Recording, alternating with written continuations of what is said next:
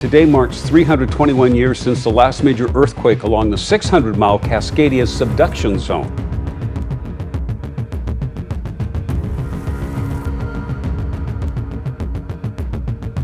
The federal government estimates 13,000 Americans will die.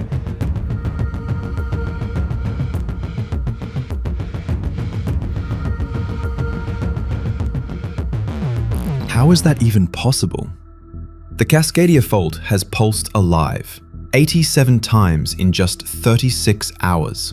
An invisible force deep beneath the cold Pacific has made itself heard, trembling the ocean bed, raising unsettling questions across the Pacific Northwest. What if this is the beginning? What if the so-called Big One is not a distant nightmare, but much, much closer than we ever imagined? It should have been a day like any other. Coastal mist, the usual seismic calm. Fishermen hauled nets in briny morning drizzle. Commuters dozed on ferries slicing across grey waters. And children prepared for school in cities built upon sleeping giants. Everything appeared ordinary, at least to the naked eye. But signals began rippling in from seismographs. Dozens of microquakes rolling in, hardly perceptible to our senses, yet impossible to ignore to the experts watching. Something has shifted.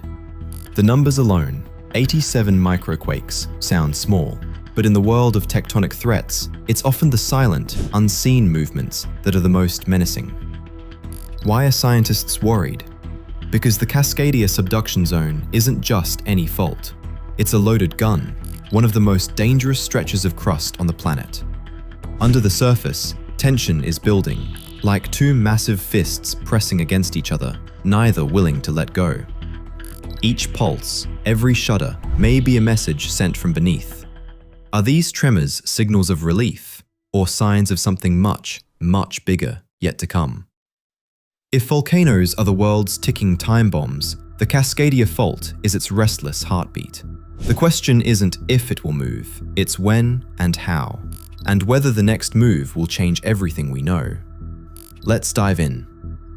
What does it really mean when the Cascadia records 87 microquakes in just 36 hours? And if the fault is talking, what exactly is it trying to say? The Cascadia Subduction Zone, the silent giant. The Cascadia Subduction Zone, stretching for more than 1,000 kilometers just off the Pacific Northwest coastline, is a monstrous geological boundary. Yet, it hides in plain sight. Few people living in Seattle, Portland, or Vancouver ever look out at the grey, rolling seas and think, right under that water, two of the Earth's tectonic plates, the dense Juan de Fuca plate and the vast North American plate, are locked in a relentless, slow-motion struggle. This struggle isn't one of thunder and spectacle, but of immense, creeping tension. The Cascadia Fault doesn't crack and roar every few years to relieve pressure, as the San Andreas Fault does. Instead, its silence stretches centuries. While the San Andreas steals headlines for its frequent shakes, Cascadia waits in the shadows, storing up energy, its rare violence all the more severe for its quiet. The last time the full length of the Cascadia Subduction Zone ruptured was in January 1700. There are no North American written accounts from the time, no diaries, no village records. But across the Pacific, in Japan, records describe an orphan tsunami that swept into coastal villages at midnight, a wave up to 5 meters high, appearing without warning. In the Pacific Northwest, evidence of this event is inscribed in the rings of ghost forests, drowned by sudden subsidence, and in layers of sand washed far inland, left behind by the tsunami. Together, indigenous oral histories, tree ring studies, and geological evidence confirm the immense power of Cascadia's last great rupture. The silence is, in a way, a sinister promise.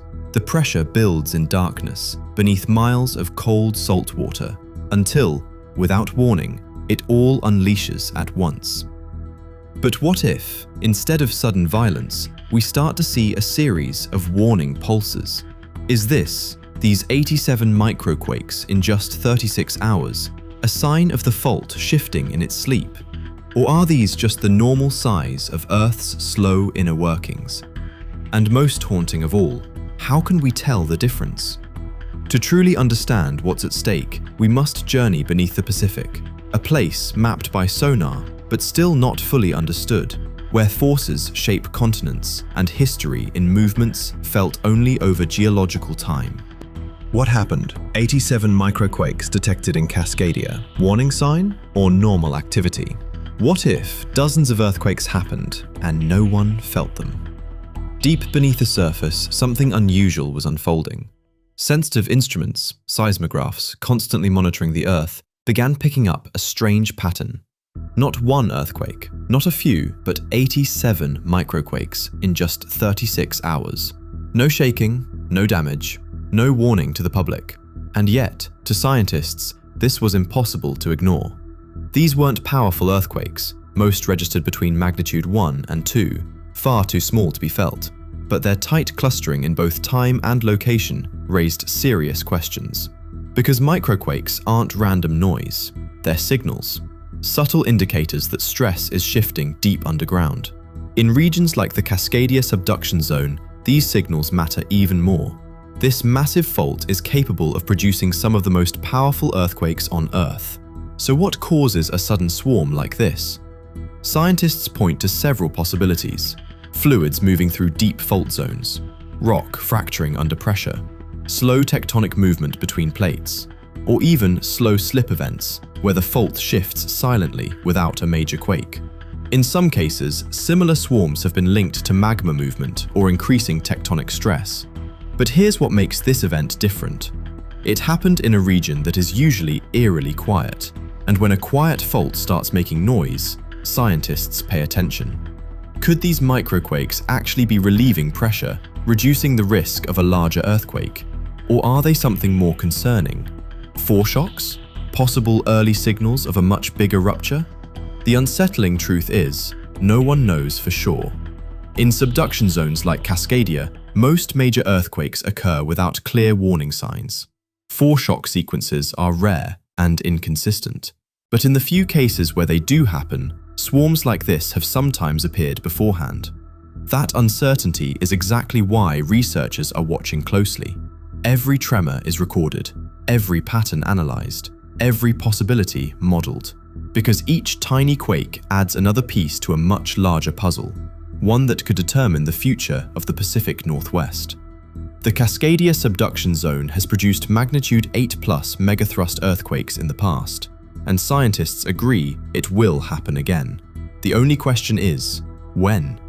And right now, science doesn't have that answer. The Big One explained, Cascadia megathrust earthquake risk and predictions. There's a phrase that quietly haunts the Pacific Northwest, the Big One. It's not just a theory, it's based on real evidence, buried deep in history. Geological records reveal a pattern of massive megathrust earthquakes, some reaching magnitude 8 to 9. Scientists have uncovered proof in sunken forests, coastal sediment layers, and even indigenous oral histories, all pointing to catastrophic events that reshaped the coastline. And the timeline? These full-margin earthquakes appear to occur roughly every 300 to 600 years, which leads to an unsettling realization: we are now within that window. So what would happen if it struck today? Models predict violent ground shaking lasting several minutes, far longer than typical earthquakes, long enough to collapse bridges, damage buildings, trigger landslides, and cripple infrastructure across major cities. And that's just the beginning. A rupture along Cascadia could also generate a massive tsunami, capable of crossing the Pacific Ocean and impacting coastlines far beyond North America. So where do the recent microquakes fit into all of this? Do they mean something bigger is coming? Or are they actually reducing the risk? This is where things become complicated. In subduction zones like Cascadia, scientists have observed slow slip events, where sections of the fault move gradually over days or weeks without producing a major earthquake. These events can do two very different things: release built-up stress, potentially reducing risk, or transfer stress to other parts of the fault, possibly increasing risk elsewhere. Cascadia already experiences these slow slip cycles regularly, about every 14 months. They're often accompanied by low-level tremors, but so far, they have not been directly linked to triggering major earthquakes. Which brings us back to the central question. Do swarms like the recent 87 microquakes make a megathrust earthquake more likely or less? According to most seismologists, we simply don't know. Some stress may be released, but not nearly enough to eliminate the possibility of a major rupture. In fact, most of the world's largest earthquakes occur without clear warning signs at all. No build-up, no obvious pattern, just sudden, powerful release. That's what makes Cascadia so dangerous. Because while these microquakes add new data, they don't provide certainty. They only reinforce one reality. The risk is still there. And if the big one does strike, are we actually prepared for what comes next? What do microquakes really mean? Earthquake warning signs and science. Microquakes are easy to overlook. They don't shake buildings, they don't make headlines, and most people never notice them at all. Yet within the scientific community, they are among the most valuable signals available for understanding how the Earth's crust behaves. Each small tremor represents a tiny adjustment within a fault system. With modern technology, such as deep-sea pressure sensors and dense seismic networks, researchers can now observe these movements with a level of detail that was impossible just a few decades ago. Globally, there have been instances where clusters of smaller earthquakes preceded larger ones. However, these cases are the exception rather than the rule. In most major earthquakes, there is no clear or consistent seismic warning. Stress can accumulate quietly over long periods before being released suddenly. This creates a fundamental challenge for seismologists. A swarm might indicate a temporary release of stress, a shift in fault behavior, or simply a normal adjustment. Distinguishing between these possibilities is not straightforward. Still, monitoring remains essential. Subtle changes in the pattern could eventually provide useful insights. For this reason, the Cascadia Subduction Zone is now equipped with some of the most advanced seismic observation systems in the world. These systems feed continuous data into models that refine hazard assessments. Every recorded tremor contributes to a more detailed understanding of the fault. Still, important limitations remain. The processes occurring deep underground are complex. Microquake activity may reflect gradual adjustment, or it may simply be part of the natural background behavior. For those living near Cascadia, this leads to an unavoidable uncertainty. The signals are real, but their meaning is not always clear. Living on the edge, Cascadia's impact on cities and communities. The potential impact of a megathrust earthquake along the Cascadia Subduction Zone is a practical concern for millions. An estimated 10 million residents are located within areas that could be directly affected. Major urban centers such as Seattle, Portland, and Vancouver are built on a mix of soft sediments. These conditions can amplify ground shaking, increasing the likelihood of structural damage. In addition, critical infrastructure, bridges, ports, and energy systems crosses zones vulnerable to liquefaction and landslides. Along the coasts, smaller communities face a different but equally serious risk. Towns like Astoria, Newport, Seaside, and Cannon Beach lie within areas that could be affected by tsunami inundation. Geological records indicate that past events have sent waves far inland with little warning. Current modeling suggests that, in some locations, the time between the earthquake and tsunami arrival could be as short as 10 to 30 minutes. This leaves a limited window for evacuation. Efforts to reduce risk are ongoing but complex. Many existing buildings were constructed before modern seismic standards accounted for Cascadia-specific hazards.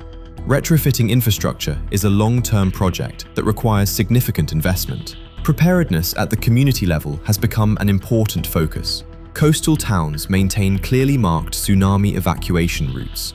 Households are encouraged to store emergency supplies. Despite these measures, uncertainty remains. Events of this scale are difficult to fully anticipate.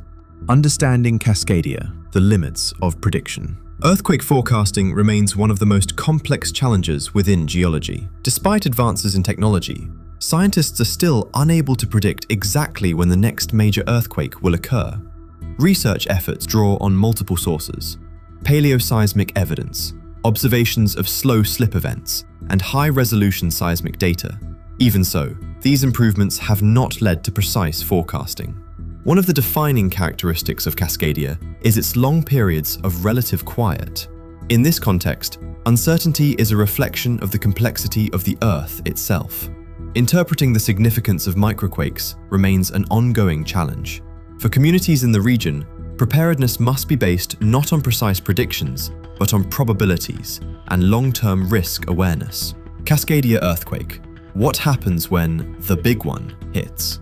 If a massive earthquake strikes the Cascadia Subduction Zone, millions could be affected within minutes.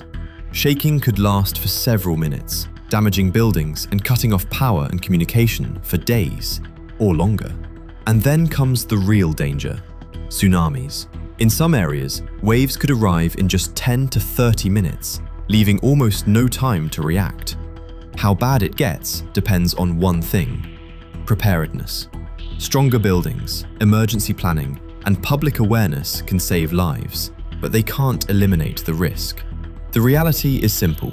No one knows exactly when it will happen, only that it will. If you want more videos about hidden risks, earthquakes, and what's really happening beneath the earth, subscribe and stay informed. And tell me in the comments, do you think we're prepared for the big one or not?